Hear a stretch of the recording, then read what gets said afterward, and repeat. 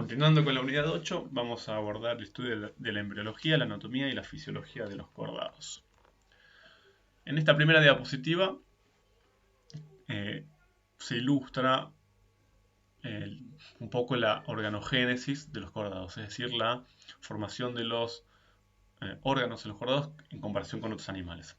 Esta imagen de la izquierda ya la hemos visto previamente y se detalla la gastrulación, es decir, la formación de las tres capas germinales u hojas germinales en protostomados y deuterostomados. ¿Sí? Recordemos que cuando se produce la gastrulación del embrión, por fuera queda la capa del ectodermo, que va a originar a la piel o tejidos de la piel y sistema nervioso. Por dentro queda la capa del endodermo, recubriendo esa cavidad intestinal primitiva, embrionaria, ¿no? Que se llama arquenterón. El endodermo va a originar las cubiertas internas del tubo digestivo, pero también del sistema respiratorio, con una abertura que se llama blastoporo. Y entre ambas hojas embrionarias se forma el mesodermo, que va a originar el resto de los tejidos, principalmente músculo, también óseo, de tejidos renales, etc. Ahora, hemos dicho que si el blastoporo origina la boca, a esos animales los vamos a clasificar en el grupo de los protostomados, mientras que si el blastoporo origina el ano, ese grupo va a ser el de los deuterostomados. Los deuterostomados son los equinodermos, los semicordados y los cordados, o sea que ahora nos vamos a concentrar en estos animales.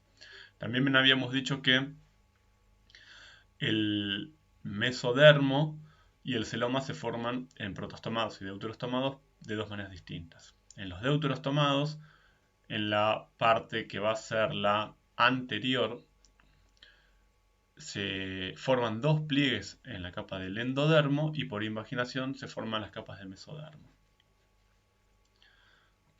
Bien, acá tienen una tabla donde se mencionan los tipos de tejidos derivados de cada una de las tres hojas embrionarias.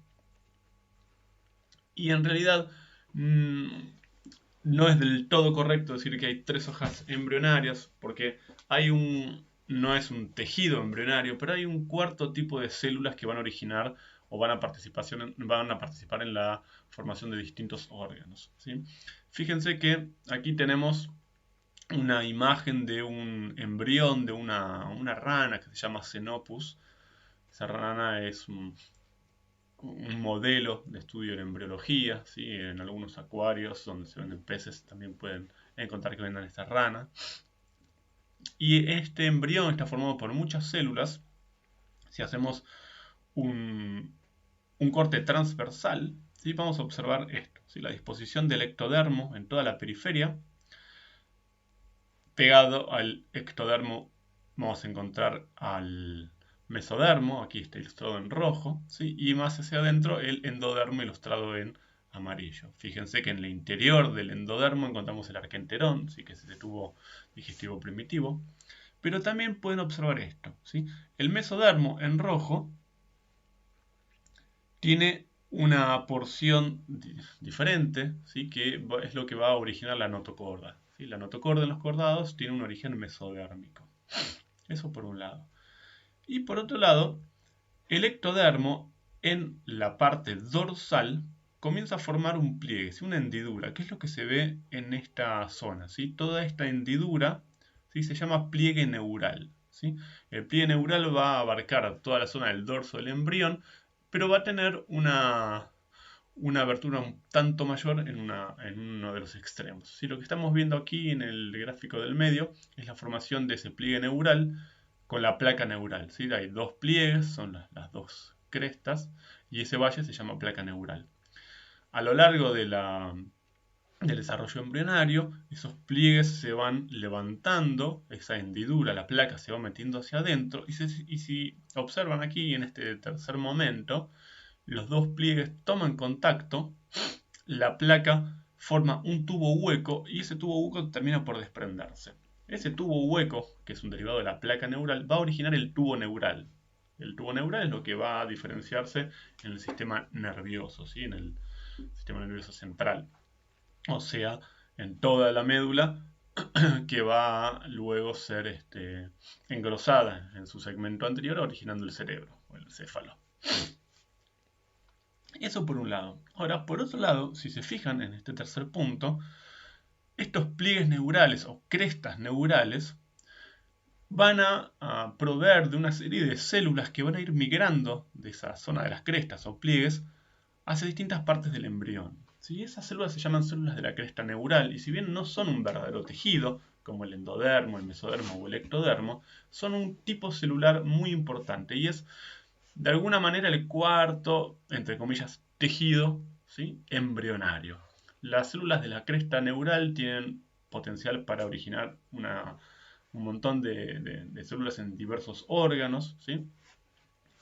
Vamos a encontrarlas en varios órganos adultos, ¿sí? Por ejemplo, van a formar las células del linaje sexual, ¿sí? Las células que van a originar a justamente los progenitores de las gametas, ¿sí? Las células madre de las gametas. Aquí tenemos un corte transversal de un embrión ya un poco más avanzado en su desarrollo. Si observamos en un cordado, en ese embrión tenemos una región anterior, ¿sí? Ahí podemos ver un ojo, una región posterior, ¿sí?, que sería, por ejemplo, aquí donde está la yema de la cola, que muchos luego la cola degenera, o no termina de formarse y degenera, pero también fíjense que observamos aquí una serie de segmentos, ¿sí? Entonces, el embrión de los cordados tiene segmentos. Si bien en los cordados adultos generalmente vamos a encontrar tres tipos de segmentos, que son la cabeza, el tórax y el abdomen, en el embrión hay numerosos segmentos. Y esto nos lleva nuevamente al concepto de metamería, ¿sí? Los cordados presentan metamería, al igual que los anélidos y los artrópodos. Solamente que esos segmentos van a ir modificándose muy groseramente. En este embrión más avanzado, si hacemos un corte transversal, observen que encontraremos en la periferia el ectodermo. Ya se formó el tubo neural, ¿sí?, que originará el sistema nervioso central. Luego tenemos en la zona más interior el endodermo con su cavidad digestiva que llamamos arquenterón y en el medio el mesodermo. También pueden observar que tenemos este segmento central que se llama notocorda y aquí tenemos el mesodermo en cuyo interior se está formando una cavidad que es el celoma. En los cordados, lo mismo que en muchos otros animales, encontramos esta serie de genes homeóticos, genes Hox, que están dispuestos de manera secuencial y alineada en los cromosomas y determinan, en ese mismo sentido, la formación de los segmentos, ¿sí? Entonces es difícil entender esto en un animal adulto porque no vemos multiplicidad de segmentos, pero sí en el embrión. ¿Sí? Cada segmento en ese embrión estará codificado por algunos genes homeóticos. Ahora, ¿qué pasa cuando ponemos esto en contexto? Fíjense, acá tenemos una diapositiva donde nos representan el desarrollo embrionario muy temprano en humanos, ¿sí? El óvulo que aporta la hembra, la mujer en los humanos, esto en realidad es algo general para mamíferos, ¿sí? Pero en el caso particular de los humanos, la mujer va a liberar un óvulo por parte de la gónada femenina que se llama ovario. Y el óvulo va a pasar del ovario al oviducto, ¿sí?, que generalmente también se llama trompas de falopio. Ese óvulo que lleva al oviducto puede ser fecundado en uno de los primeros segmentos del oviducto, ¿sí? O sea, la fecundación o fertilización puede ocurrir en esa porción distal del oviducto. Cuando ocurre la fecundación vamos a hablar de día cero, ¿sí? Entonces, una vez que ocurre la fecundación se va a formar un cigoto, ¿sí?, que es una célula diploide. Recuerden que el óvulo y el espermatozoide son haploides. Y se observan, las primeras divisiones mitóticas de ese cigoto ocurren muy lentamente, ¿sí? Recién al día 1 comienza a separarse, a duplicarse el ADN y a formarse las primeras células, y al día 2 se forma un embrión de 2 células. Un día más le va a tomar a esas 2 células dividirse en 4 y luego al día 4 se va a formar una mórula que tiene unas pocas células, ¿sí? 1 o 2 días después ¿sí? Entre el día 5 y el 6 se forma ese blastocisto. Recuerden que nosotros habíamos hablado de la blástula y yo les había mencionado que el blastocisto es el término de blástula para los mamíferos, que suelen tener muchas menos células, pero lo que ocurre es que es una pelota hueca en la cual las células se van a ir disponiendo en la periferia. Lo que ocurre en los mamíferos en general es que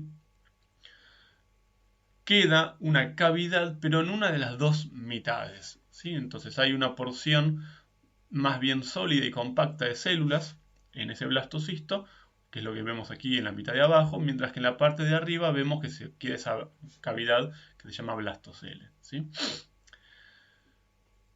Este blastocisto entonces va a tener dos secciones. La de abajo, que es la masa compacta de células, que se llama justamente macizo celular interno, y el resto que es el trofoblasto. ¿Sí? El macizo celular interno contiene todas las células que van a formar el embrión, mientras que el trofoblasto va a tomar contacto con los tejidos de la madre y va a participar en la formación de la placenta y demás.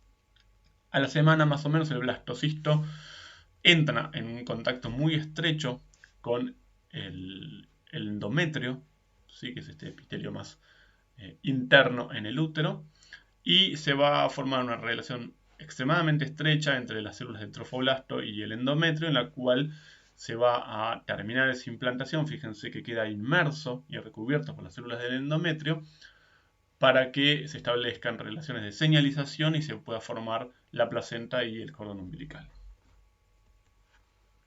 Bien. Pasemos a ver cada uno de los sistemas, en realidad no todos, pero la gran mayoría de los sistemas que encontramos en los cordados. El primer sistema que vamos a analizar es el sistema ventilatorio o mal llamado respiratorio, ¿sí? Es el sistema que va a permitir intercambiar gases respiratorios entre el cuerpo y el medio externo, o sea, tomar oxígeno y liberar el dióxido de carbono. Para que pueda ocurrir el intercambio respiratorio, necesitamos que se den tres cosas.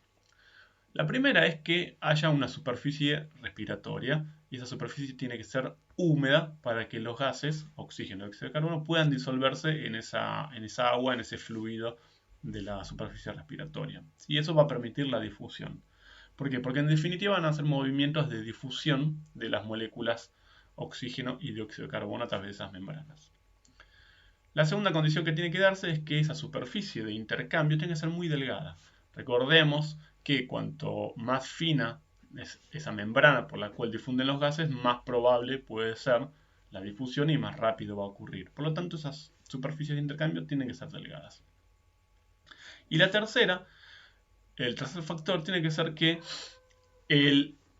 para favorecer ese intercambio, cuanto más amplia, más extensa sea esa superficie, más probable y más rápido y más eficiente va a ser, ¿sí? Entonces, las superficies respiratorias lo que tienen que ser es muy extensas. Y para lograr una amplia extensión, en definitiva lo que hay que hacer es aumentar la relación superficie a volumen. Entonces, los sistemas bióticos van a funcionar aumentando la extensión de las superficies respiratorias en escasos volúmenes a través de los pliegues, ¿sí? Cuantos más pliegues tiene una membrana, menos lugar va a ocupar, ¿sí? Bien, ahora no todos los animales tienen un sistema respiratorio. Por ejemplo, las esponjas del filum porífera carecen de un sistema respiratorio, porque carecen de órganos, es más, carecen de tejidos, ¿sí? Sin embargo, sí intercambian oxígeno y dióxido de carbono a través de la difusión que va a ocurrir desde el agua hacia el interior de las células.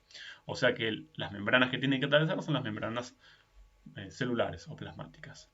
Lo mismo ocurre en los nidarios. Los nidarios carecen de sistema respiratorio y el oxígeno entra por difusión simple de la misma manera que sale por difusión el dióxido de carbono, atravesando las membranas plasmáticas de las células. El siguiente grupo que habíamos visto es los platihelmintas y dijimos que también carecen de sistema respiratorio, pero acá es un nivel de complejidad un poco más elevado porque son animales que ya tienen verdaderos órganos. Sin embargo, son animales más bien pequeños que logran intercambiar gases respiratorios a través de un tamaño limitado y también de una estructura del cuerpo característica, ¿sí? Estos gusanos son planos. Entonces, al ser planos, aumentan la relación superficie-volumen, ¿sí? Entonces, tienen superficies relativamente extensas en las cuales puede aumentar esa eficiencia en el intercambio de oxígeno y dióxido de carbono por difusión. Ya más difícil de entender es el caso de los anélidos. Los anélidos son animales más complejos, tienen más órganos y más desarrollados. Tienen también tamaños un poco más, en general, en promedio más grande que el de los platihelmintes. Aún así, son animales que no tienen sistema respiratorio, pero intercambian oxígeno y dióxido de carbono entre el cuerpo y el medio externo por difusión. ¿Sí? Muchos de ellos son acuáticos, unos pocos son terrestres. Y la diferencia con los anteriores también está en que ese oxígeno que entra por difusión al cuerpo va a pasar también al sistema circulatorio. ¿Sí? Por eso es que los vasos sanguíneos suelen estar bastante pegados a la piel para poder entrar rápidamente al torrente sanguíneo, ¿sí? Y por allí viajar a todas las células del cuerpo. Pero en definitiva todo esto ocurre por difusión, ¿sí? El siguiente grupo de animales que vamos a ver ahora sí tiene un sistema respiratorio y recuerden que hay una muy buena cantidad de la mayoría de los animales que son acuáticos que respiran generalmente por branquias, mientras que los animales terrestres van a respirar o por tráqueas, en el caso de los insectos, o por pulmones, en la mayoría del resto, ¿sí? El sistema traqueal que encontramos exclusivamente en los insectos es un sistema de conductos que conectan el medio externo con el interior a través de múltiples ramificaciones. ¿Sí? Si se fijan en este esquema de arriba a la izquierda, las tráqueas son conductos que comunican el exterior a través con el cuerpo del animal a través de unas aberturas que se llaman espiráculos. En el espiráculo comienzan las tráqueas y las tráqueas van a ser estos conductos que se van a ir ramificando en conductos cada vez más chiquititos y se van a ir ramificando una, dos, tres y muchísimas veces y cada punta de esas ramificaciones va a terminar tomando contacto con varias células del cuerpo del animal. De esa manera se puede transportar de manera directa oxígeno y dióxido de carbono desde el exterior con las células individuales del animal, ¿sí? Acá tenemos en la parte derecha un esquema de una tráquea que se empieza a ramificar, ¿sí? Las tráqueas se ramifican en traqueolas cada vez más pequeñas y estas traqueolas van a terminar tomando contacto con las células del cuerpo, ¿sí? De esa manera aumenta la eficiencia en el intercambio de oxígeno y dióxido de carbono. Y en la imagen de abajo a la izquierda se puede observar una de estas aberturas llamadas espiráculos.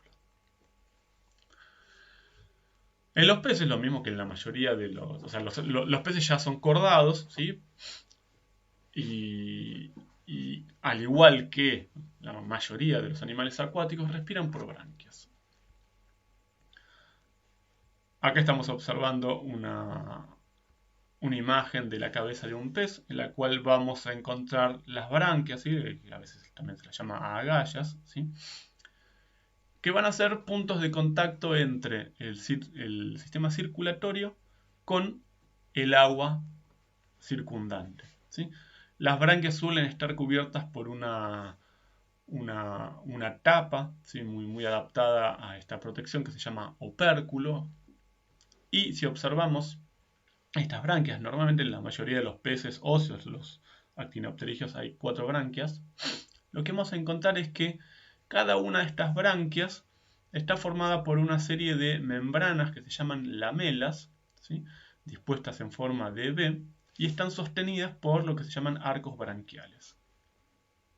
Entonces, cada arco branquial sostiene 2 juegos, ¿sí? De estas lamelas. Hay muchas de estas lamelas que salen, que están ancladas en estos arcos branquiales. En cada lamela vamos a encontrar que están altamente irrigadas por arterias y por venas. Por vasos sanguíneos. Esos vasos sanguíneos vamos a utilizar un código de colores, ¿sí? Y cada vez que utilicemos el color azul implica que esa sangre es desoxigenada, ¿sí? O sea, no contiene oxígeno. mientras que el color rojo indica que la sangre está oxigenada. Entonces, básicamente lo que vamos a observar es que la sangre que circula por estos vasos sanguíneos va a venir por los vasos que con el código de colores usamos el azul, y cuando toma contacto con el agua que pasa a través de estas branquias, va a tomar el oxígeno del agua y va a pasar a oxigenarse la sangre, ¿sí? Al mismo tiempo, el dióxido de carbono que viaja en la sangre va a ser liberado al agua circundante, ¿sí? Acá tenemos un detalle, en el dibujo de más hacia la derecha tenemos un detalle, tenemos el flujo del agua que irriga todos estos capilares que vamos a encontrar en las lamelas, ¿sí? Y lo que va a hacer es oxigenar. Fíjense, este esquema ilustra algo muy importante y es el movimiento del agua, que está ilustrado en esta flecha hacia la derecha, va en un sentido que es el opuesto al movimiento de la sangre. La sangre se mueve hacia la izquierda desde estos capilares azules a los capilares en rojo, ¿sí? Este es un sistema que se llama contracorriente, ¿sí? Sistema contracorriente es un sistema en el cual se mueven dos fluidos en sentidos opuestos que optimiza el intercambio de algo, que en este caso es el intercambio de gases respiratorios, ¿sí? El sistema contracorriente es muy importante y ha surgido en distintos sistemas de órganos en la naturaleza, ¿sí? Pero también es un sistema que se usa en el desarrollo de electrodomésticos o de aparatos para poder optimizar algo. Por ejemplo, los calefones lo que hacen es calentar el agua circulando el agua en un sentido para que intercambie calor en un sistema contracorriente de una manera mucho más eficiente, ¿sí? Pero entonces, acá es la primera vez que hablamos de sistema contracorriente. ¿Sí? Va a ocurrir en cada uno de los capilares, en cada una de todas estas lamelas, de cada una de las branquias. De esta manera, los peces toman el oxígeno disuelto en el agua y liberan el dióxido de carbono desde la sangre hacia el agua. En los mamíferos, que son terrestres, vamos a encontrar pulmones, ¿sí? Va a ser semejante al caso de los reptiles. Las aves tienen unos pulmones diferentes, ¿sí? No vamos a ver eso, pero analicemos el caso de los mamíferos. El sistema respiratorio en los mamíferos comienza en la cavidad nasal, ¿sí? El aire entra por la nariz, va a pasar por la faringe, que es un órgano que se comparte con el sistema digestivo, y va a pasar luego por la laringe, que es donde están las cuerdas vocales, por la tráquea. La tráquea se va a dividir en dos ramas importantes que son los bronquios. En general todos estos órganos tienen un componente cartilaginoso importante. Los bronquios se van a ramificar en los bronquioles que entran en los pulmones y los bronquioles se van a ir ramificando cada vez más y más, ¿sí? Esos bronquiolos se ramifican y el extremo de esas ramificaciones es lo que se llama alvéolo pulmonar, ¿sí? Los alvéolos pulmonares están irrigados por capilares sanguíneos. Y cada uno de esos alvéolos es como un globo con tabiques pero parciales. Fíjense que acá tenemos estos tabiques que no son completos porque no terminan de formar esferas independientes, ¿sí? Y el aire que llega aquí contiene su componente en oxígeno y ese oxígeno va a pasar a la sangre, al sistema circulatorio, difundiendo, ¿sí? Desde el interior de los alvéolos hacia los capilares que irrigan esos alvéolos. Por lo tanto, acá vamos a tener un proceso de difusión simple, ¿sí? El oxígeno va a difundir desde el interior de los alvéolos hacia la sangre de los capilares, atravesando distintas membranas. De manera similar, el dióxido de carbono que llegó aquí viajando por la sangre va a ser liberado hacia el interior de los alvéolos y va a salir por la misma ruta por la que entró el oxígeno, solamente que en sentido contrario. Entonces, estas imágenes ilustran ese intercambio. Si observamos este esquema de la izquierda, encontramos que un alvéolo está formado en su región más interior por una capa de células epiteliales, ¿sí? Que se llama pared alveolar, que es lo que estamos viendo también en el esquema del medio, ¿sí? Es una capa de células muy finas. Fíjense que aquí comenzamos o retomamos el concepto de membrana respiratoria, ¿sí? Esa membrana alveolar o pared alveolar es una capa de células del tipo epitelial muy delgada, son células aplanadas, bien extendidas. Si se fijan, esa capa está cubierta hacia el interior del alvéolo por un líquido que se llama surfactante. Ese líquido surfactante lo que hace es evitar que toda esta capa de células se pegoteen consigo mismas. ¿Está bien? ¿Por qué? Porque aquí no hay líquido, aquí hay aire.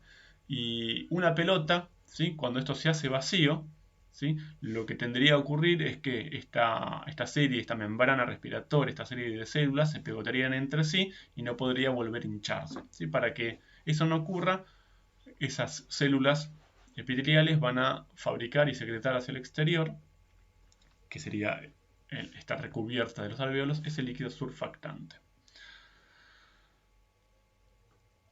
Bien, muy bien. Ahí tenemos estas dos capas de células que van a formar lo que se llama membrana respiratoria. Son células aplanadas, ¿sí?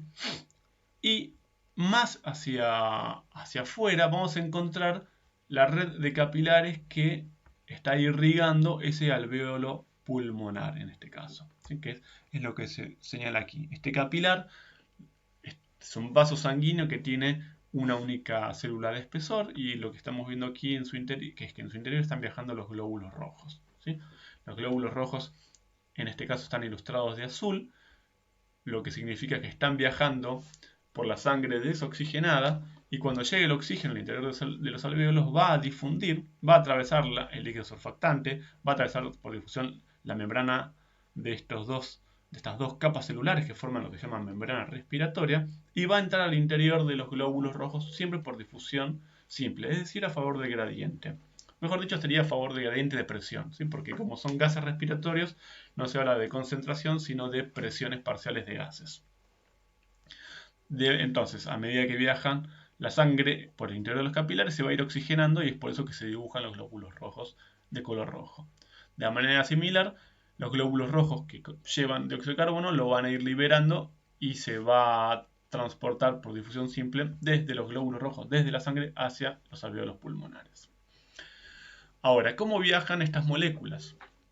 Los glóbulos rojos son células que carecen de núcleo, pero están muy enriquecidos en una proteína que se llama hemoglobina. La hemoglobina es una proteína con estructura cuaternaria que tiene 4 subunidades llamadas globinas, y cada una de esas subunidades contiene un grupo hemo, que contiene hierro, ¿sí? El oxígeno se va a pegar, va a interactuar con el grupo hemo y va a ser transportado, ¿sí? Por eso es que una carencia o un déficit de hierro en la alimentación hace que no se fabriquen cantidades adecuadas de hemoglobina y no se pueda transportar oxígeno, ¿sí? Generando la sensación de cansancio y la anemia.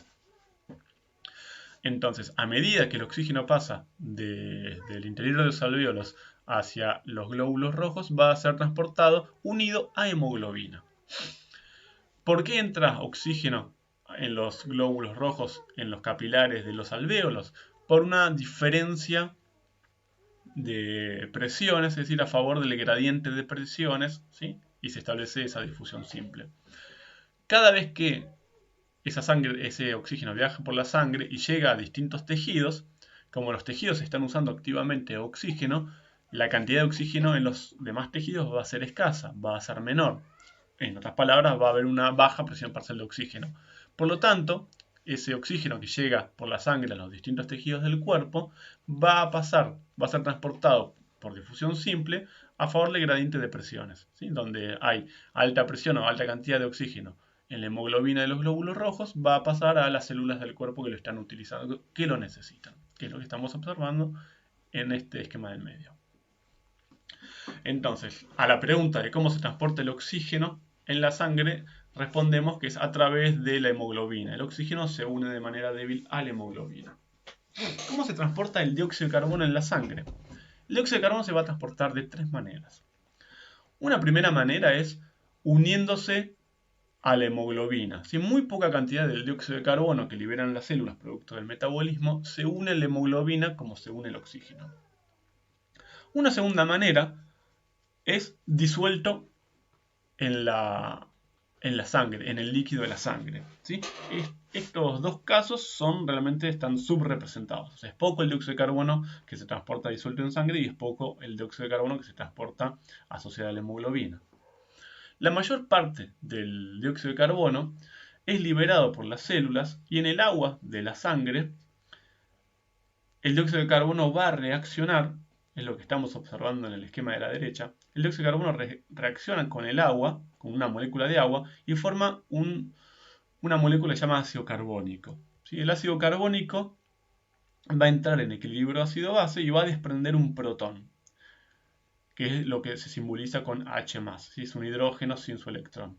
El ion que queda es el ion bicarbonato. ¿Sí? El HCO3 con una carga negativa es el ion bicarbonato. Y los iones pequeños pueden diluirse muy fácilmente en aguas o en soluciones acuosas. Por lo tanto, el dióxido de carbono reacciona con agua y se forma bicarbonato y ese ion es lo que se transporta por la sangre.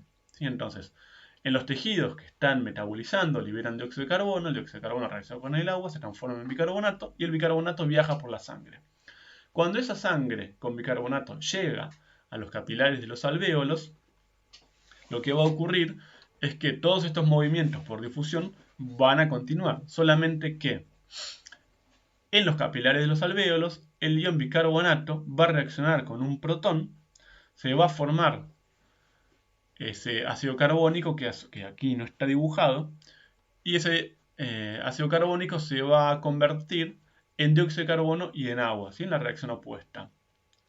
Como la presión de dióxido de carbono en el interior de los alvéolos es baja, porque al exhalar se elimina todo el aire, la cantidad de dióxido de carbono en el alvéolo va a ser baja.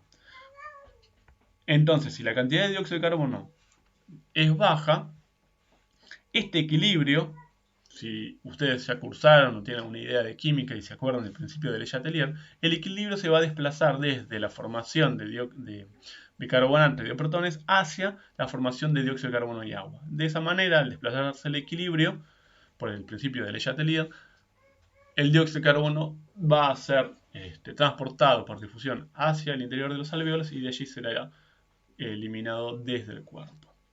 Entonces, el dióxido de carbono en sangre se transporta de tres maneras. La principal es a través de la formación de bicarbonato y de equilibrios químicos. La segunda es disuelto en la sangre y la tercera es unido a hemoglobina. Pasemos a detallar un poco más el sistema circulatorio. Estos esquemas de la izquierda nos ilustran los dos tipos principales de sistema circulatorio que encontramos en los animales. El primero es el sistema circulatorio abierto y el segundo el cerrado.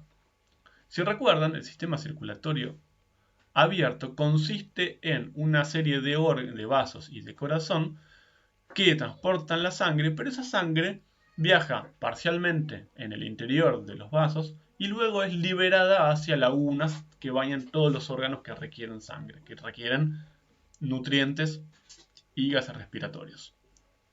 Acá tenemos un esquema de un animal que tiene sistema circulatorio abierto. ¿Sí? Este es un insecto, pero recuerden que lo encontramos en la mayoría de los moluscos, o sea, en todos los moluscos menos los cefalópodos, lo encontramos en algunos animales más.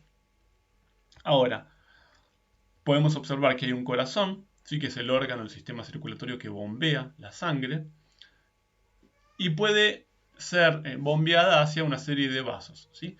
Cuando la sangre sale de esos vasos sanguíneos, va a ser liberada a una cavidad o una laguna que se llama hemocele o hemoceloma.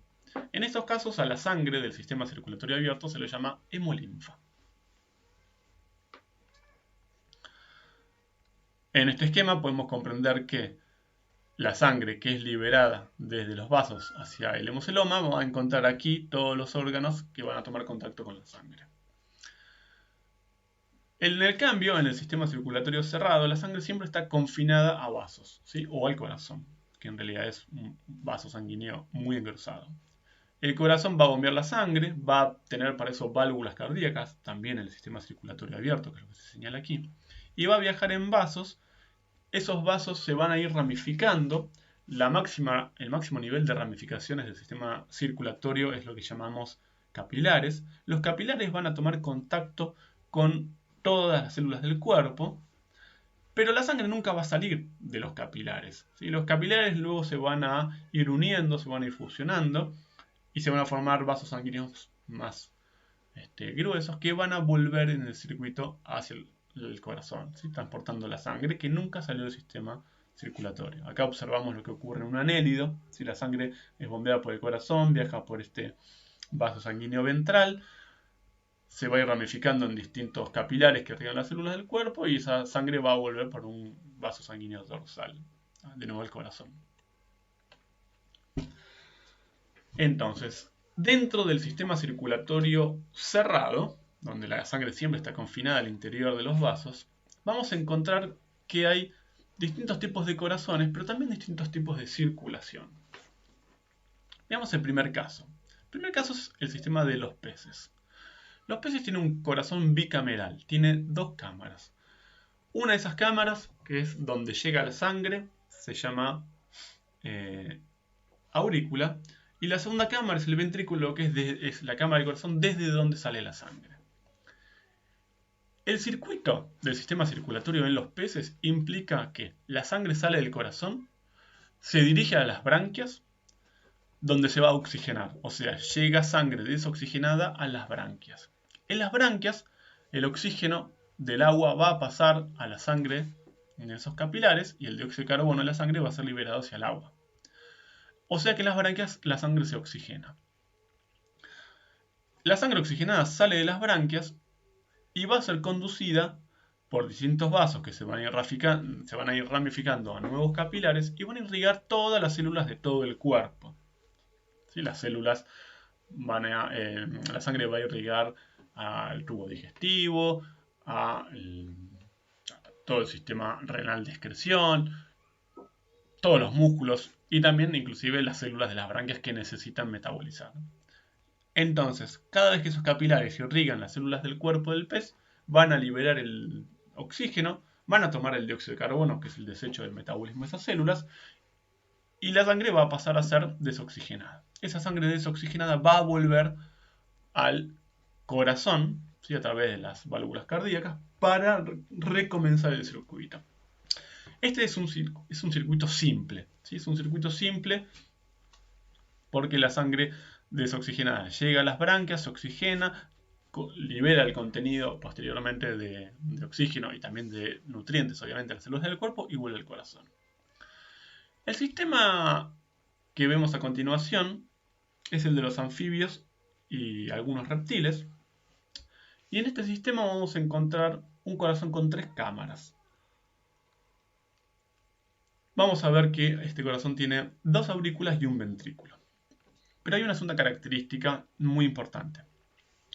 Si se fijan, la sangre azul, o sea, la sangre desoxigenada, llega al corazón a través de una aurícula. En este caso, la aurícula está dibujada a la izquierda, por lo tanto corresponde a la aurícula derecha. La aurícula siempre va a ser la cámara del corazón a la cual llega la sangre. Cada vez que un vaso sanguíneo llega al corazón, ese vaso es una vena. La sangre desoxigenada llega a la aurícula del corazón y de ahí pasa a una segunda cámara que es un ventrículo. La sangre en ese ventrículo va a ser bombeada y va a salir hacia un nuevo vaso sanguíneo. Todo vaso sanguíneo que sale del corazón es una arteria. Entonces, esta arteria tiene sangre desoxigenada que salió del ventrículo del corazón. Esa sangre desoxigenada va a viajar por estos vasos, por estas arterias que se van a ir ramificando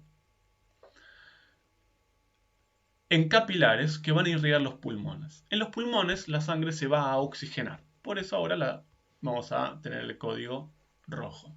Esta sangre oxigenada va a llegar nuevamente al corazón, pero a una aurícula distinta, que aquí está dibujada a la derecha, por lo tanto corresponde a la aurícula izquierda. La sangre oxigenada llega al corazón por una vena, ¿sí? Esta vena que viene de un pulmón se llama comúnmente vena pulmonar. La sangre pasa de la aurícula izquierda al único ventrículo que tiene. Por lo tanto, lo que estamos viendo es que en este corazón tricameral, en el ventrículo se mezclan sangre oxigenada con desoxigenada. Solamente que debido a la disposición de este ventrículo, esa mezcla es afortunadamente muy parcial, ¿sí? Es poca la sangre que se mezcla. Toma poco contacto esa sangre oxigenada y va a pasar del ventrículo a un nuevo vaso sanguíneo que como tal va a transportar sangre oxigenada por un lado y por tratarse de un vaso que sale del corazón va a ser una arteria. Esa arteria va a conducir la sangre oxigenada desde el corazón hacia todas las células y todos los tejidos del cuerpo, que a través de sus ramificaciones va a formar nuevos capilares y va a liberar el contenido de oxígeno, va a liberar los nutrientes que necesitan esas células y va a tomar los desechos, ¿sí? Dióxido de carbono, amoníaco, etc. Esa sangre desoxigenada va a volver al corazón por la aurícula derecha y va a recomenzar el ciclo. En este caso tenemos un circuito circulatorio que es doble. Hay un circuito pulmonar, que es el que se ilustra arriba, por el cual la sangre desoxigenada llega a los capilares de los pulmones. Y hay un circuito sistémico por el cual la sangre oxigenada viaja del corazón hacia todos los órganos y los tejidos que necesitan oxígeno y nutrientes y luego vuelve desoxigenada esa sangre hacia los pulmones. Este circuito lo encontramos en los anfibios, que eran los anuros, las salamandras y las cecilias, y en la mayoría de los reptiles, ¿sí? En todos los reptiles menos en los cocodrilos y en las aves. El tercer tipo de sistema circulatorio es el de los mamíferos, el de los cocodrilos y el de las aves, justamente. Y lo que encontramos es que además de ser un circuito doble, es decir, hay un circuito pulmonar y uno sistémico, vamos a encontrar que el corazón es tetracameral, tiene 4 cámaras. Ahora, las dos aurículas están divididas existen dos aurículas independientes, como en los anfibios y reptiles, pero además hay 2 ventrículos distintos. Esencialmente lo mismo, ¿sí? Fíjense, la sangre desoxigenada llega al corazón a través de la aurícula derecha, de ahí pasa al ventrículo derecho. La sangre desoxigenada es bombeada en esta arteria, que vamos a llamar arteria pulmonar. Los capilares van a irrigar los pulmones, se va a oxigenar la sangre.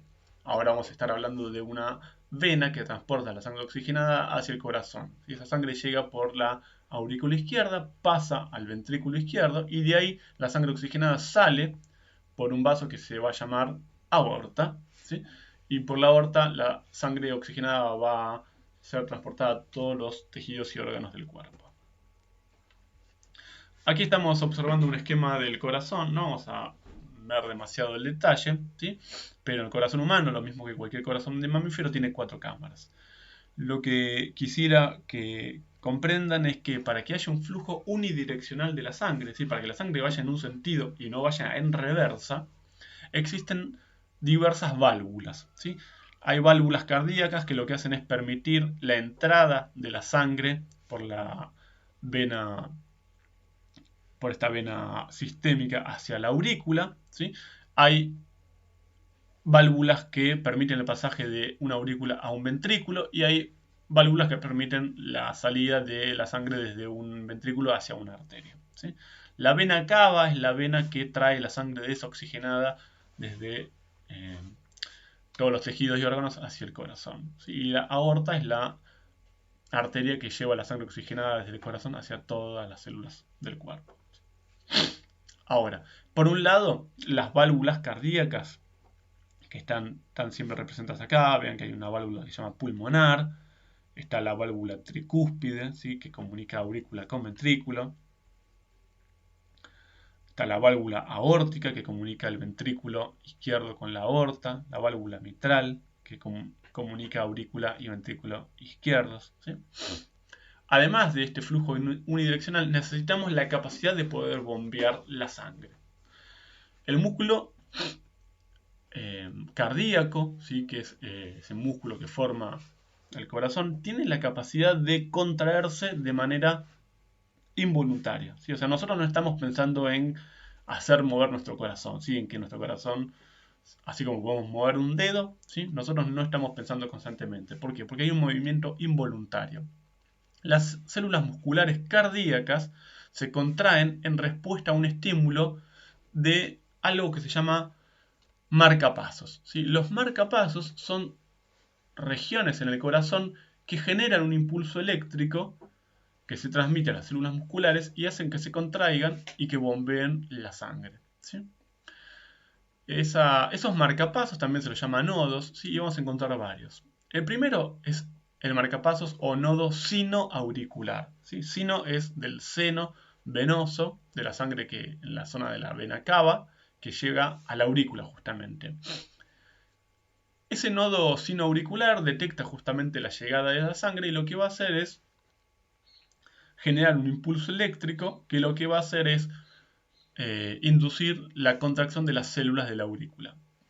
Entonces la aurícula derecha, en este caso, se va a contraer y va a bombear la sangre. Pero al mismo tiempo ese nodo sinoauricular lo que hace es transmitir un impulso eléctrico hacia las células musculares cardíacas de la aurícula izquierda. ¿Para qué? Para que aurícula derecha e izquierda puedan contraerse en simultáneo, ¿sí? De esa manera se bombea sangre para que entre al corazón a través de la aurícula derecha, pero también para que entre sangre al corazón por la aurícula izquierda desde la aorta, ¿sí? Y por otro lado, lo que va a hacer ese nodo sinoauricular es transmitir un impulso eléctrico en lo que se llama este haz auriculoventricular hacia la zona inferior de los ventrículos, ¿sí? Que son estas ramas, ¿sí? Que se llaman derecha e izquierda del haz auriculoventricular. Y lo que va a hacer a través de esas ramificaciones con esos haces es inducir la contracción de las células musculares cardíacas de los ventrículos. Solamente que esa inducción no va a ser en simultáneo, sino que va a estar retrasada ligeramente. De esta manera va a haber una contracción inicial de ambos aurículas y una contracción posterior de ambos ventrículos, ¿sí? Estas fibras que transmiten los impulsos eléctricos son un tipo de células neuronales particulares que se llaman fibras de Purkinje.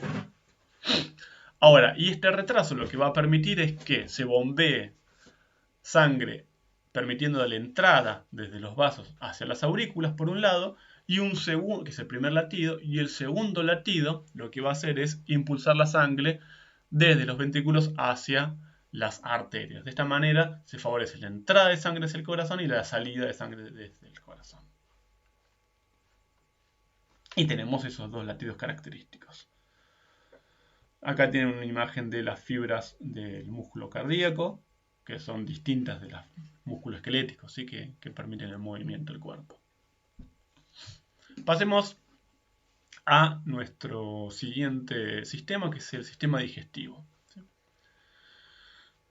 Hemos hablado bastante de las poríferas, dijimos que las poríferas no tienen sistema digestivo porque son animales que carecen de hecho de tejidos.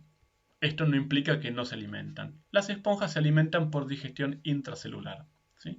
Habíamos mencionado que estos animales viven en el agua entra a través de los poros que presentan en la pared de la esponja, viajan por este interior que se llama atrio y salen por el poro más grande que se llama ósculo. Los ostíolos son los poros de las paredes y el ósculo del poro principal superior.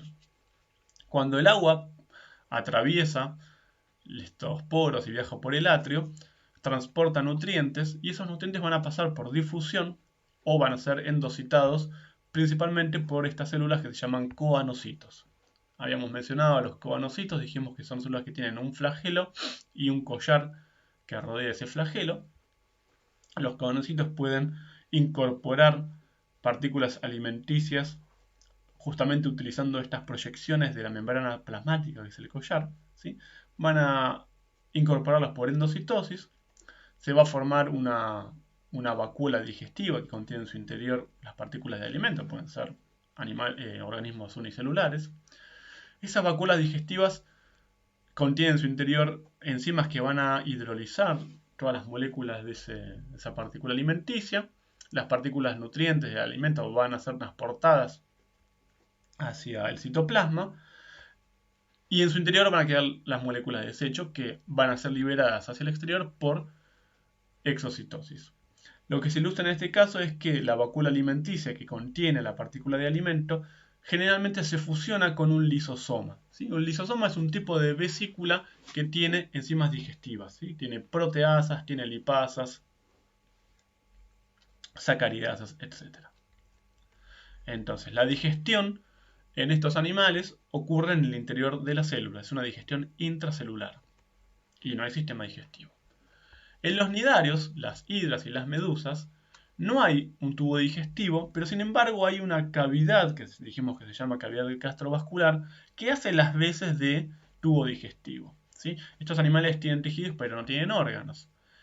En los nidarios el alimento entra desde el agua de mar por una especie de boca, esta abertura, ¿sí? Que está rodeada por tentáculos que utilizan los nidarios para atrapar alguna presa.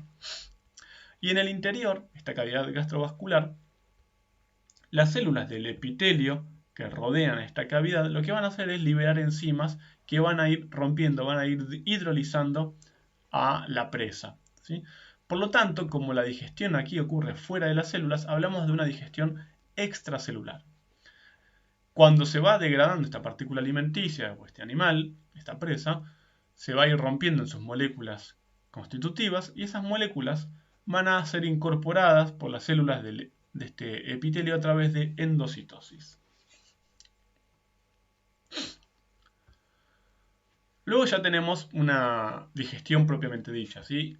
En una digestión propiamente dicha tenemos que el alimento pasa por distintos órganos en los cuales se digieren los alimentos en sucesivas etapas.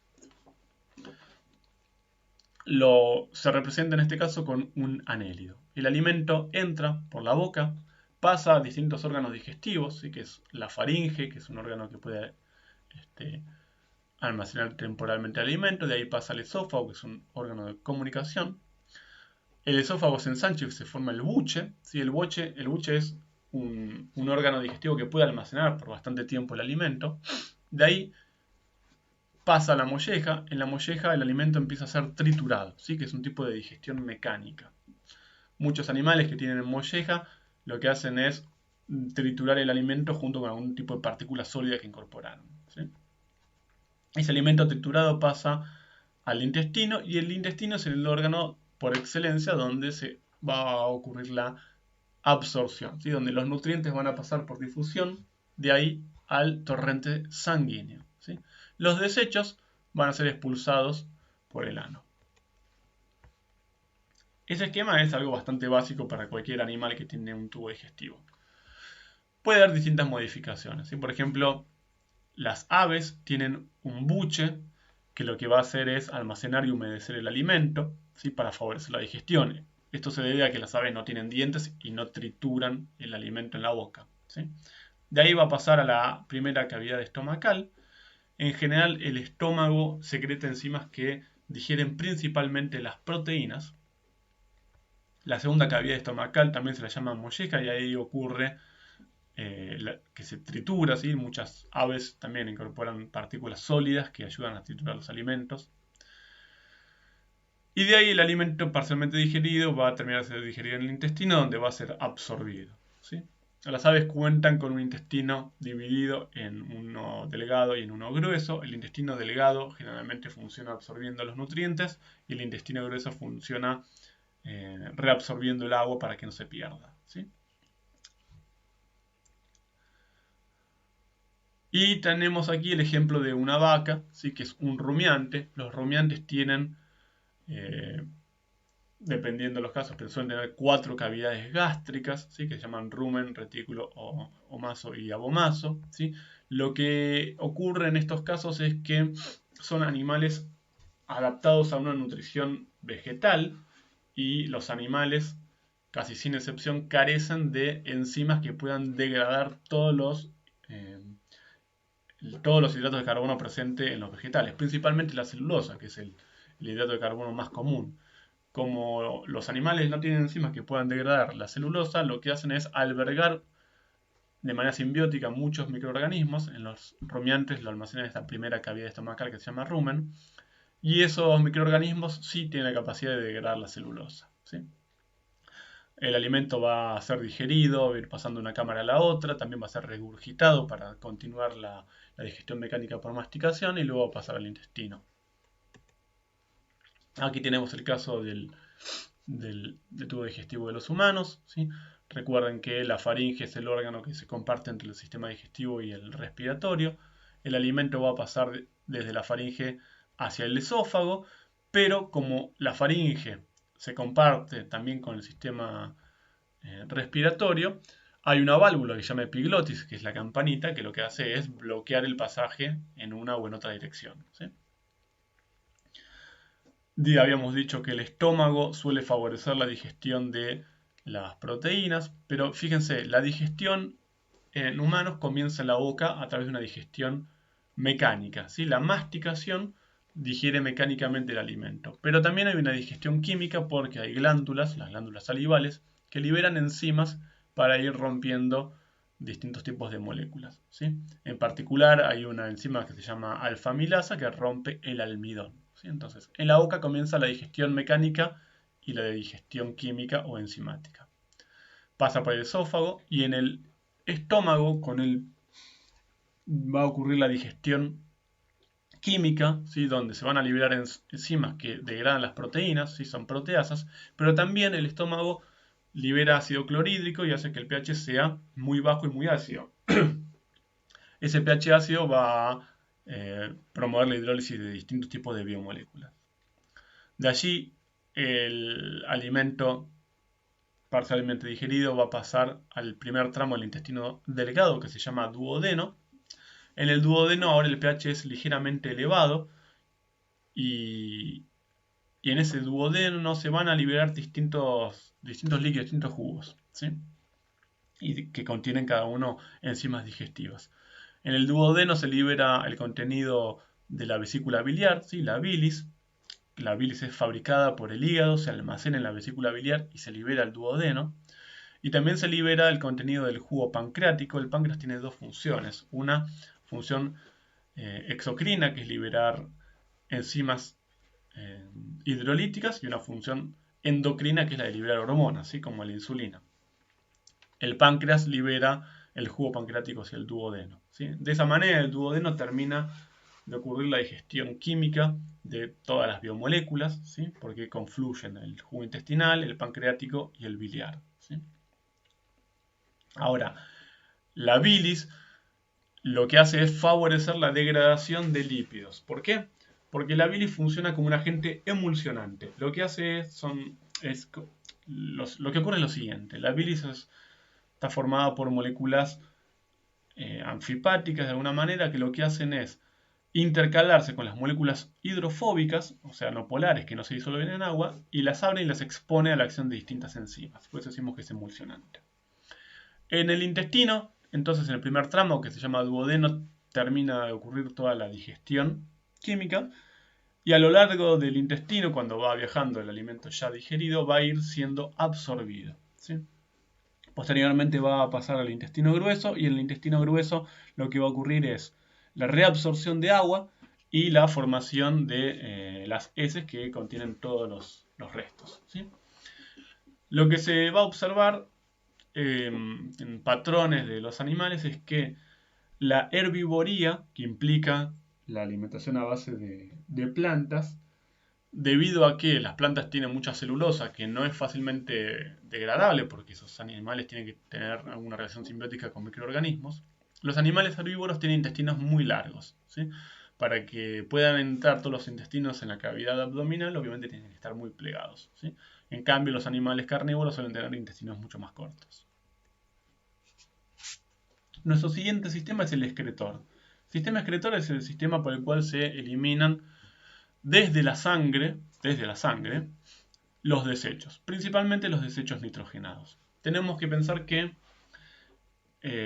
todos los animales, todos los seres vivos en realidad necesitan fabricar sus proteínas, y las proteínas tienen aminoácidos que contienen nitrógeno. O sea que el suministro de nitrógeno es muy importante para todos los seres vivos. Pero al mismo tiempo, el nitrógeno no puede entrar en cualquier forma. El nitrógeno suele ser incorporado en forma de amoníaco o de amonio. Pero al mismo tiempo, ese amoníaco o ese amonio es tóxico. Por lo tanto, ese amoníaco que esté en exceso, o ese amonio que esté en exceso, tiene que ser eliminado. Lo mismo el producto del metabolismo de las proteínas. Cuando nos alimentamos y digerimos las proteínas, se libera amonio que hay que eliminar del cuerpo. Para eliminar esos desechos, principalmente nitrogenados, evolucionó el sistema excretor, ¿sí? El sistema excretor lo encontramos en muchísimos animales. en distintos formatos. El más sencillo de todos es el que encontramos en los platihelmintes, los gusanos planos, que tienen un sistema excretor muy rudimentario que se llama protonefridio. El protonefridio está formado por un túbulo que va a colectar los desechos y se va a generar una corriente que originan una serie de células que se llaman células flamígeras. Se las llama así porque tienen flagelos que al ser movidos y batidos generan una corriente que va transportando ese líquido con los desechos y se libera hacia el medio externo a través de una abertura en la pared corporal que se llama poro excretor.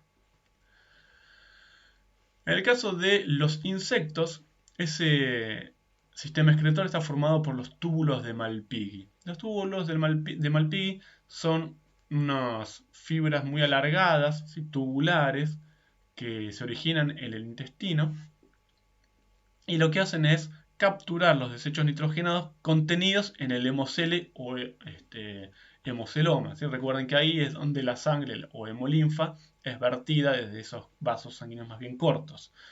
Esa sangre que baña todos estos órganos al mismo tiempo va a contener compuestos nitrogenados de desecho. ¿Sí? Entonces esos compuestos nitrogenados van a entrar a los túbulos de Malpighi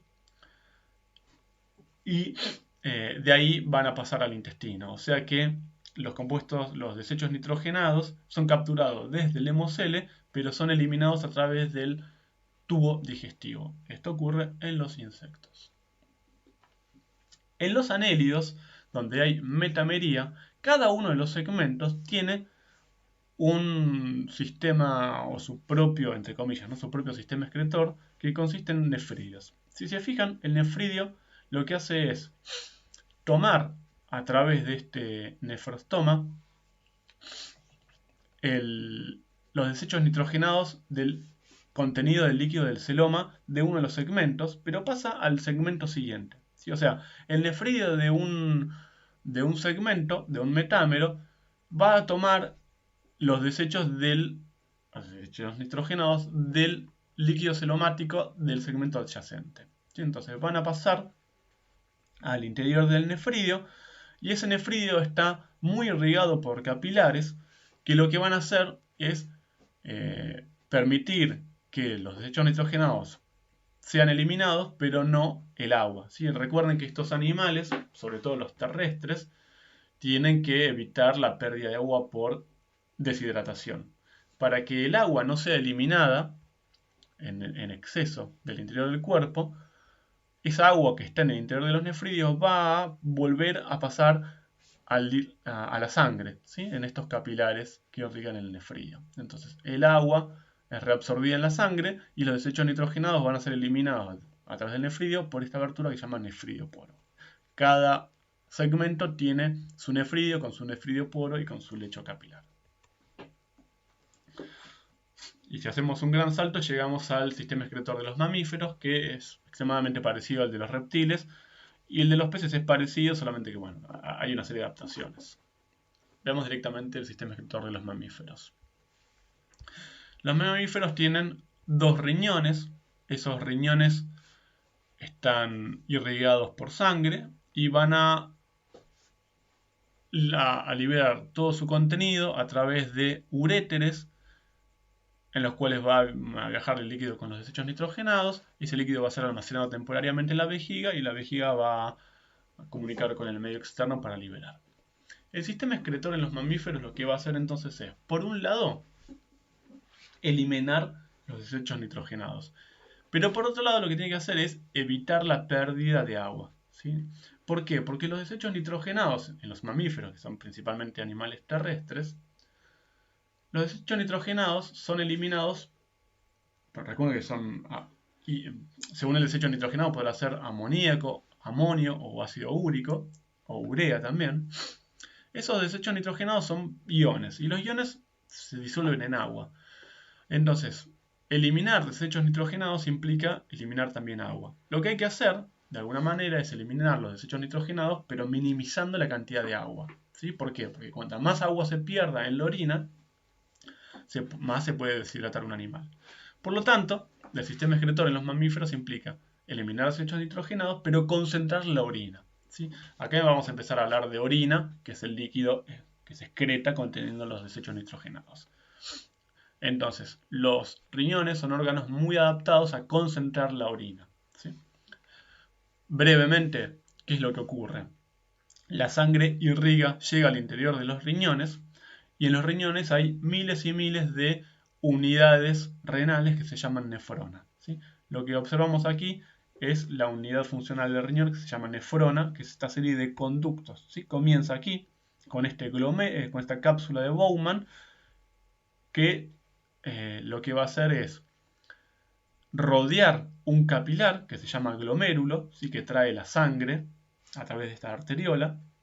La sangre que llega a la nefrona a través de este glomérulo va a liberar al interior de la cápsula de Bowman, fíjense que es esta pelota que rodea el glomérulo, va a liberar todos sus contenidos, ¿sí? Y toda la sangre, excepto las células, pasa desde el interior de los capilares hacia la cápsula de Bowman y ahí a través del sistema de túbulos, ¿sí? El primero se llama túbulo proximal, después estarán los distales. Ahora, todo este contenido, ¿sí? Va a sufrir un primer proceso que se llama filtración, ¿sí? Primero, se filtra todo el contenido sanguíneo desde el glomérulo hacia la cápsula de Bowman que entra a los túbulos.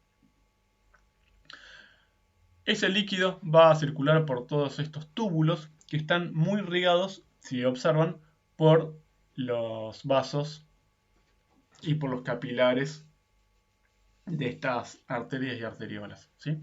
¿Por qué? Porque luego de la filtración va a venir la segunda etapa de la excreción, que es la reabsorción. O sea, en todos estos túbulos, donde pasó todo el contenido de la sangre, se va a reabsorber lo que el animal necesita conservar, ¿sí? Que sería todos los iones, ¿sí? Pero no los compuestos nitrogenados de desecho. O sea, todo el contenido de la sangre pasó a la nefrona en la etapa de filtración. Y luego en la etapa de reabsorción se reabsorbe todo lo que tiene que ser conservado, ¿sí? Todos los iones. Piensen que aquí hay iones y minerales que necesita el cuerpo, ¿sí? Puede haber calcio, cloruro, potasio, etc. Se reabsorben entonces en los túbulos. Y la tercera etapa de la excreción en los mamíferos implica la secreción. ¿Por qué? Porque alrededor de esta nefrona hay un montón de células del cuerpo que lo que van a hacer es ir secretando hacia el interior de la nefrona todos compuestos que pueden ser tóxicos o dañinos para el cuerpo, ¿sí? Entonces, lo que queda en el interior de los túbulos va a ser compuestos nitrogenados con un mínimo de agua, ¿sí? Y alguna sustancia tóxica que pueda haber entrado al cuerpo. De esa manera, en la etapa final de los túbulos y del conducto recolector se va a terminar de reabsorber todo el agua, ¿sí? ¿Para qué? Para concentrar la orina. Es decir, se va a formar una orina muy concentrada que tiene compuestos nitrogenados, sustancias tóxicas y dañinas, y un mínimo de contenido de agua. ¿Para qué? Para que no ocurra la deshidratación, ¿sí? Entonces, la excreción en los mamíferos implica tres etapas: filtración, reabsorción y secreción. Y por otro lado, para favorecer todo eso, el sistema de intercambio de agua y de iones entre la nefrona y los capilares también es un sistema de contracorriente, el mismo que habíamos visto en la respiración branquial de los peces. Acá observamos eso, ¿sí? Primero tenemos la filtración, luego tenemos la reabsorción, ¿sí? Se absorben un montón de nutrientes y principalmente de agua, y luego tenemos la secreción, ¿sí? Todo esto implica la concentración de la orina, ¿sí? Léanlo con un poquito más de detalle esta diapositiva, que es bastante clara. Y finalmente llegamos al sistema nervioso. Dijimos que el sistema nervioso lo que hace es coordinar las actividades de distintos tejidos en el cuerpo de un animal. Lo que va a hacer esa coordinación es permitir que distintos órganos, distintas partes del cuerpo puedan llevar acciones conjuntas, ¿sí? Por ejemplo, caminar de un lugar a otro, atrapar una presa, implica coordinar una serie de músculos, ¿sí? Si uno, por ejemplo, en el momento en que nosotros movemos un dedo, se están coordinando, por ejemplo, la contracción de algunos músculos que hacen que el dedo se curve hacia un lado y al mismo tiempo la relajación de los músculos opuestos, ¿sí? En el caso del movimiento de los bíceps, los tríceps, ¿sí? Unos se contraen y los que están del otro lado de esa parte, del miembro, del brazo, la pierna, lo que sea, unos se contraen y los otros se relajan. ¿Sí? El sistema nervioso entonces va a coordinar las acciones, no solamente musculares, un montón de otras cosas más también. ¿Sí? Si, por ejemplo, cuando vimos hace un rato el latido del corazón, dijimos que las células musculares cardíacas se contraen de una manera involuntaria, porque tienen ese marcapasos que genera ese impulso eléctrico. Sin embargo, hay distintos tipos de estímulos que pueden inducir el latido más rápido o pueden ralentizarlo. ¿Está bien? Y eso está coordinado por el sistema nervioso, además del sistema endocrino que no vamos a ver nosotros aquí. El sistema nervioso está formado por distintos tipos de células. ¿Sí? Hay distintos tipos celulares. La que nosotros vamos a ver ahora es las neuronas. ¿Sí? De la misma manera hay muchos tipos de neuronas. Fíjense que las neuronas tienen un cuerpo celular que también se llama soma y al menos una prolongación que se va a ir ramificando en lo que se llama axón. ¿Sí? Esa ramificación se llama axón. Y las ramificaciones finales van a ser las terminaciones. Esto de aquí, el cuerpo celular o soma, contiene al núcleo, ¿sí? Obviamente lo que lo rodea es el citoplasma, pero el cuerpo también tiene una serie de ramificaciones que se llaman dendritas. Las dendritas son más bien cortas y esta proyección citoplasmática, que se llama axón, también puede ramificarse un poco más, ¿sí? En esas se van a llamar terminales sinápticas. ¿Sí? Ahora, estas ramificaciones en las dendritas y en el axón implican un tipo de comunicación con otra célula. ¿Sí? ¿Por qué? Porque las neuronas van a tener dos tipos de comunicaciones. Una es a través del axón y otra a través de la comunicación de las ramificaciones con otro tipo celular. ¿Sí?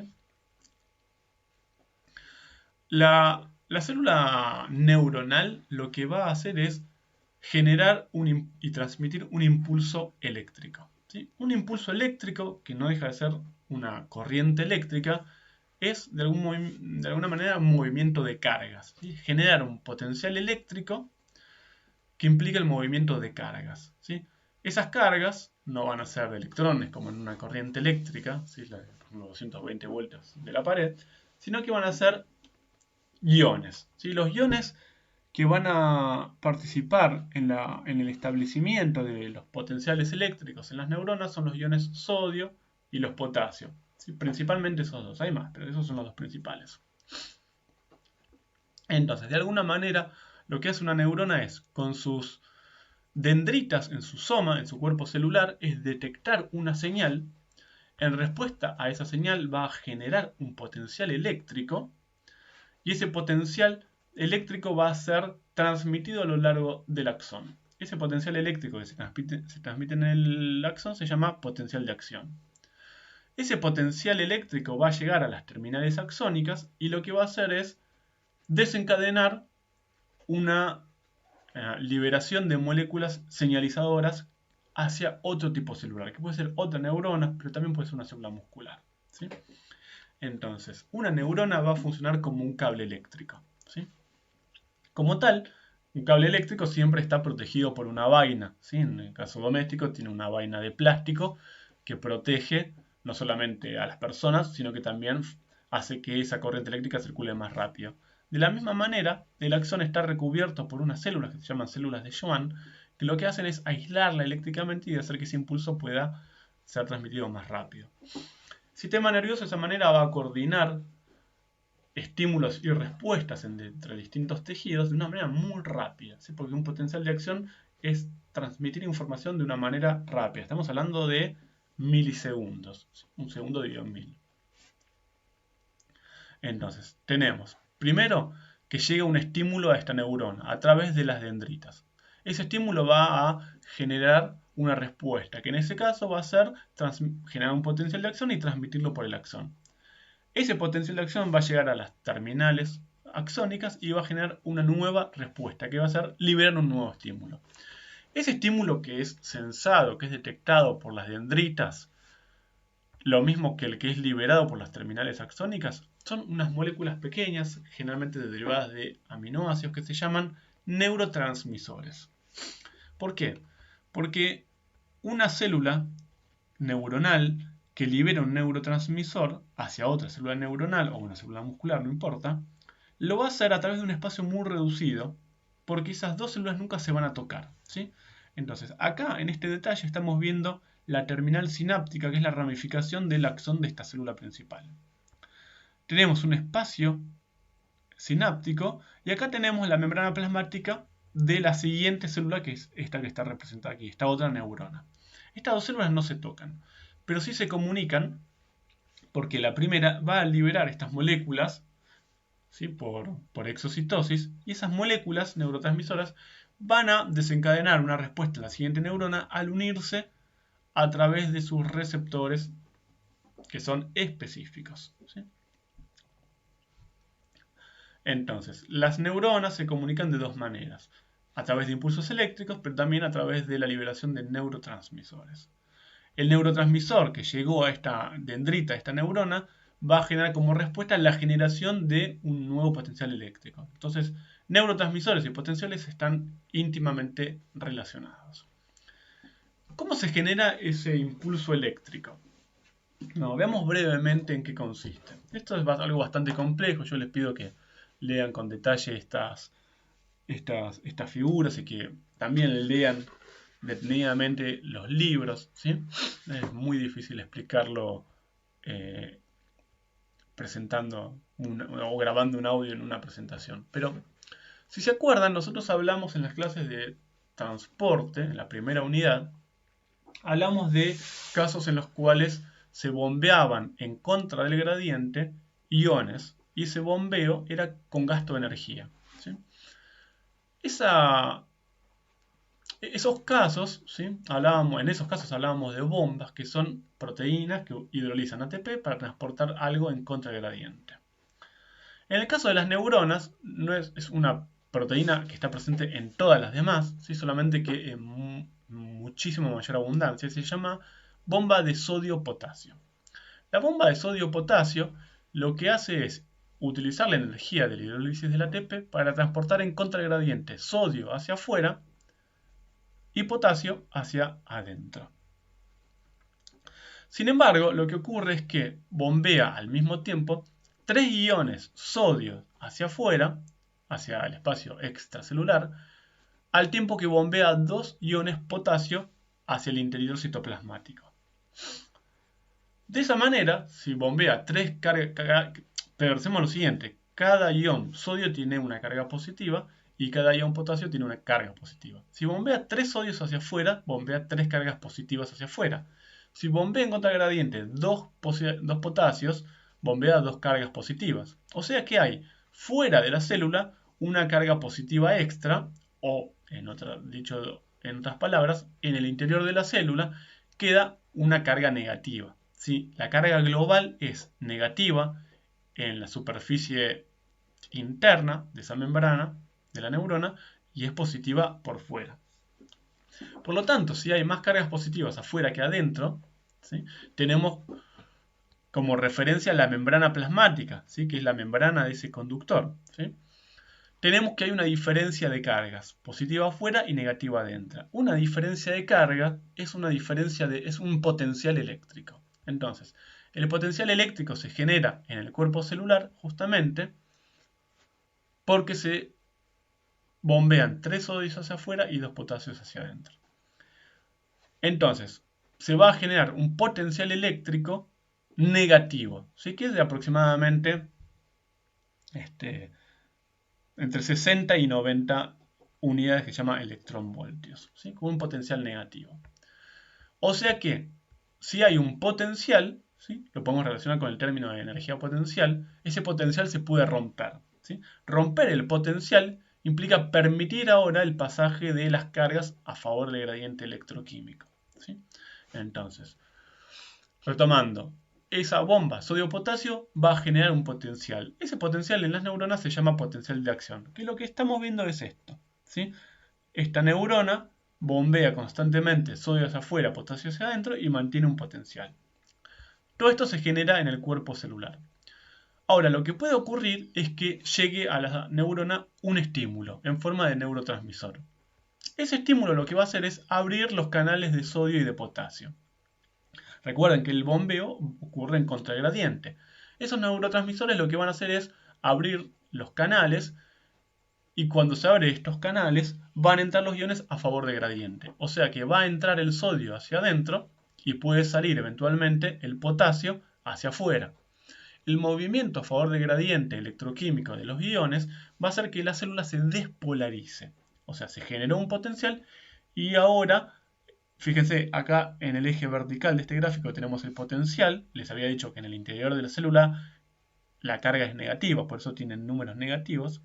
Cuando se rompe ese potencial, el valor de potencial empieza a acercarse a cero y después de hecho toma valores positivos. Y se alcanza una punta, un pico. ¿Sí? Entonces el pasaje a favor del gradiente genera un pico porque se despolarizó. Lo que va a hacer la célula es detectar esa despolarización y repolarizarse. O sea, se van a ir activando distintos canales que se llaman canales activados por voltaje. Cuando el voltaje se hace cero, se activa una serie de canales que lo que va a hacer es empezar a bombear nuevamente sodio hacia afuera y potasio hacia adentro. Entonces, el cuerpo de la célula tiene una membrana que está polarizada, porque hay más sodio afuera y potasio adentro, y la despolarización implica generar un potencial de acción, que es lo que se va a transmitir como corriente eléctrica a lo largo del axón. Entonces, esa polarización implica una despolarización que va a transmitirse hacia la punta del axón, esas ramificaciones finales, y esas despolarizaciones lo que van a hacer es desencadenar la liberación de neurotransmisores hacia la siguiente neurona. Y de esa manera se va a generar ese circuito. ¿Sí? Esta neurona siguiente está polarizada, detecta un neurotransmisor, se despolariza y se transmite la corriente a través del axón. Lo que estamos viendo en este esquema es justamente eso, ¿sí? El potencial de acción se va a transmitir a lo largo del axón y cuando llega el potencial a la terminal sináptica, en la terminal sináptica, es esa ramificación final del axón, hay un montón de vesículas que contienen en su interior neurotransmisores. Están muy cerca de la membrana plasmática de la terminal sináptica. Cuando llega ese potencial, se desencadena la liberación por exocitosis. ¿Sí? El sistema nervioso puede estar organizado de maneras diversas. ¿Sí? Dijimos que los poríferas no tienen sistema nervioso. Aparecen los nidarios, pero los nidarios tienen un sistema nervioso muy rudimentario que se llama red nerviosa. ¿Sí? Hay una multiplicidad de nervios interconectados y no hay ningún tipo de convergencia de los nervios en algún órgano. O sea, no hay ni cerebro ni ganglios. ¿Sí? Por eso es una red nerviosa. Las estrellas de mar también tienen un sistema muy, muy rudimentario, casi en forma de red. ¿Sí? En las planarias, ¿sí? Los platihelmintes vemos un nivel incipiente de cefalización y los nervios convergen en la zona de la cabeza en unos ganglios que son nervios engrosados. Los anélidos también ocurre algo parecido. Los insectos tienen un engrosamiento superior y ya tienen un cerebro. ¿Sí? Los moluscos tienen sistemas también rudimentarios, generalmente tienen engrosamientos en los nervios que forman ganglios, pero los cefalópodos, ¿sí? Son moluscos que comprenden a los calamares, los pulpos y los nautilos, tienen cerebros muy desarrollados. ¿Sí? Y los vertebrados ya tienen un sistema nervioso mucho más desarrollado todavía, con cerebros. ¿Sí? En esta imagen estamos observando cómo se organiza el sistema nervioso en un mamífero, en un ser humano. Tenemos un sistema nervioso que se clasifica en dos grupos. El primero es el sistema nervioso central, que comprende el encéfalo, ¿sí? Que es el cerebro con el cerebelo, y a la médula espinal. ¿Sí? Y luego tenemos los nervios que van a partir ya sea de la médula como del encéfalo. ¿Sí? Esos nervios son lo que forman el sistema nervioso periférico. ¿Sí? El sistema nervioso periférico comprende entonces a los nervios, que pueden ser nervios espinales, ¿sí? que salen de la médula, pueden estar engrosados cerca de la médula formando ganglios, pero también están los nervios craneales, que son nervios que salen del encéfalo. En este esquema observamos un corte transversal de la médula. Recuerden que esta médula es el cordón nervioso, es dorsal, está del lado de la espalda y es hueco, ¿sí? Acá tenemos el epéndimo, que es esa abertura en el interior, ¿sí? En un corte transversal vamos a ver que hay una especie de H, ¿sí? De color más bien grisáceo, rodeada por una parte más bien blanca, ¿sí? El color blanquecino lo da lo que se llama vaina de mielina, ¿sí? Que es una cubierta de los axones de las neuronas, ¿sí? Si se acuerdan, yo les dije, las neuronas les sucede como un cable, están recubiertas por algo que optimiza la velocidad del impulso eléctrico, ¿sí? Y está dada por unas células muy modificadas, muy adaptadas a esta función, que se llaman células de Schwann, y tienen en sus membranas plasmáticas altos contenidos de lípidos, que son aislantes eléctricos, ¿sí?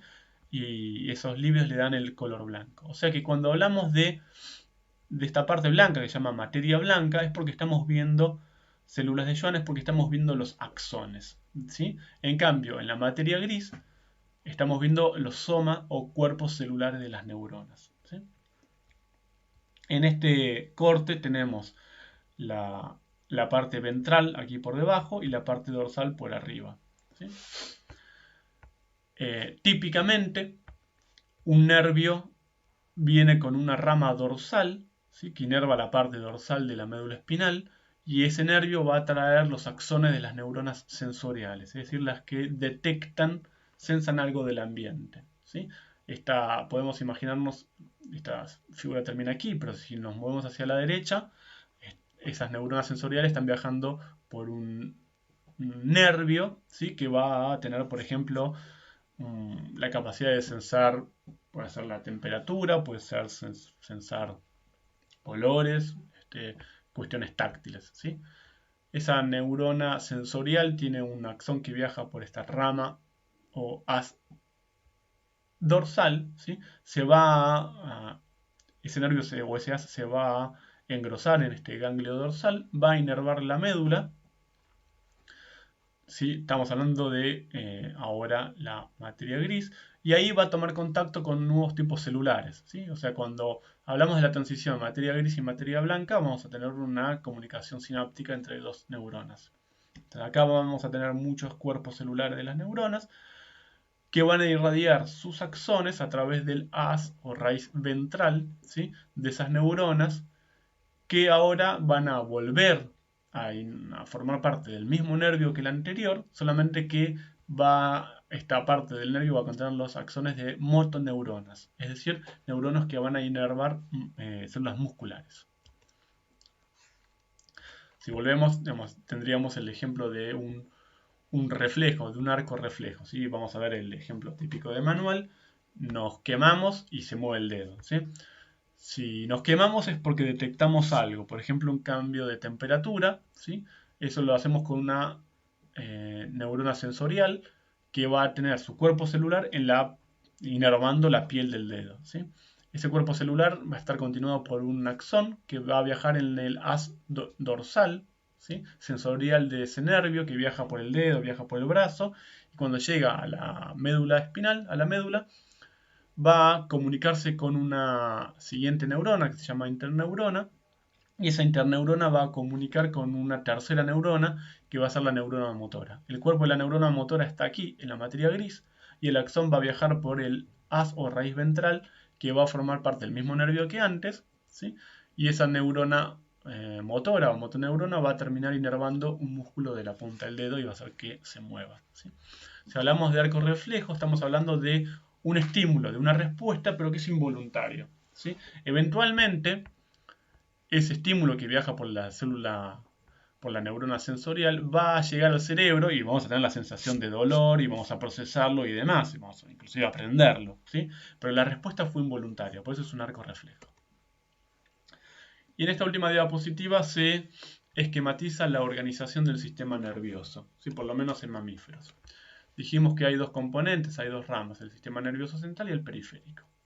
El sistema nervioso central recibe y procesa la información, ¿sí? Comprende al cerebro, que recibe y procesa la información sensorial de todos los sentidos, ¿sí? Y va a iniciar una respuesta, por lo menos voluntaria, ¿sí? Almacena los recuerdos, pensamientos, aprendizajes, emociones. Y luego tenemos la médula espinal, ¿sí? Que conduce las señales hacia el cerebro o desde el cerebro hacia todo el cuerpo, ¿sí?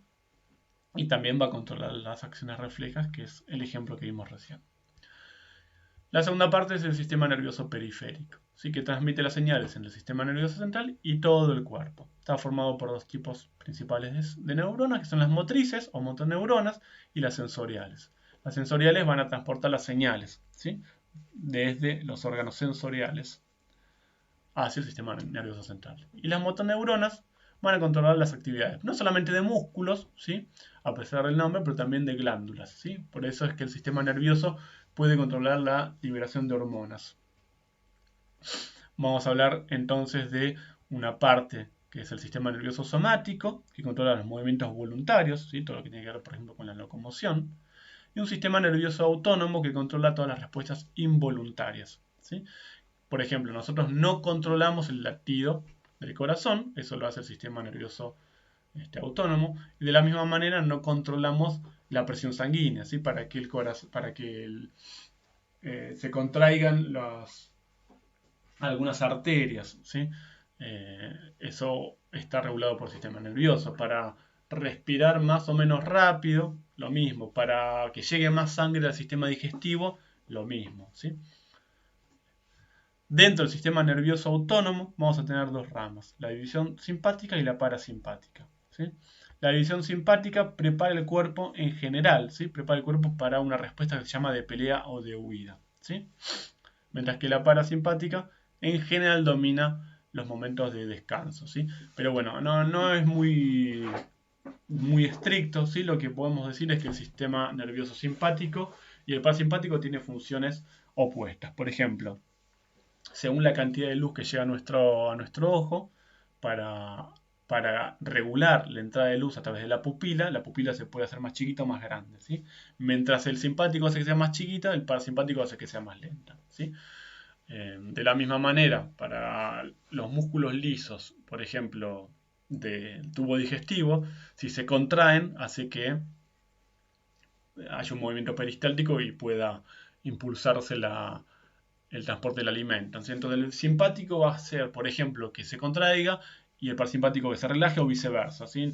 No hay una regla general de que uno hace que los músculos se contraigan y el otro hace que se relajen, ¿sí? Siempre son funciones opuestas. En algunos casos, la división simpática hace que algunas cosas se contraigan y el parasimpático que se relajen, y en otros casos ocurre al revés, ¿sí? No hay una regla general. Bueno, aquí está finalmente el esquema del reflejo que ya lo mencionamos, ¿sí? Tenemos que un estímulo va a viajar por ese haz dorsal, ¿sí? Fíjense que la neurona sensorial tiene una dendrita muy alargada y el cuerpo celular está más bien lejos de esa terminal, ¿sí? Y va a comunicar con una interneurona va a formar ese engrosamiento en la materia gris. La interneurona va a comunicar con una motoneurona que va a terminar inervando una célula muscular.